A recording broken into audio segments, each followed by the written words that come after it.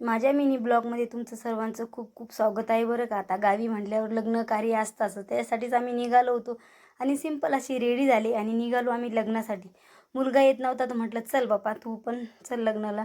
आता लग्नाला गेल्यावर आता कसं आहे, काहीतरी भांडं दिल्याशिवाय छान वाटत नाही. तरी मम्मी बघत होती भांडं कोणचं घेऊ, पण बघितलं एक आणि घेतलं एक. आपलं जे बजेटमध्ये होतं तेच घेणार होतो आणि याचा खूप भाव सांगत होते.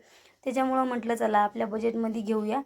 तर तेच चाललं होतं बघणं. घेतलं बरं का भांडं, दुसरंच घेतलं. मग टाकी घेतली होती आणि माझ्या इकडं माझ्या नातेवाईकाचं लग्न होतं.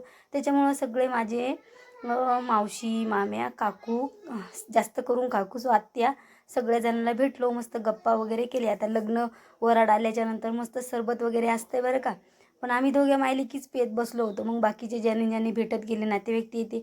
नंतर आमची फॅमिली आली, सासू सासरे जाऊबाई सगळेजण आले. मग आम्ही बसलो.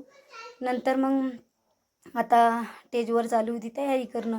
तर रात्रीचं लग्न होतं त्याच्यामुळं मग आम्ही काय केलं, म्हटलं लग्नाला वेळ होईन. आता रस्त्याने गावी कसं गाड्या नसतात, पटकन जेवायला बसलो पंक्तीमध्ये. आणि शूट करताना बरं का, जो पंक्तीत वाढत होता त्यालाच बोलले थोडंफार शूट कर. मस्त जेवणामध्ये वांग्याची भाजी, वरण भात, मस्त गुलाबजांबू आणि चपाती. जेवण वगैरे झालं. म्हटलं आपण मस्त इथं गार्डन होतं, सगळे आमची फॅमिली बसली. मुलांचं असंच चालले होते आमचे फोटो काढणं. चला आता भेटूया दुसऱ्या ब्लॉगमध्ये. कसा वाटला नक्की कमेंट करून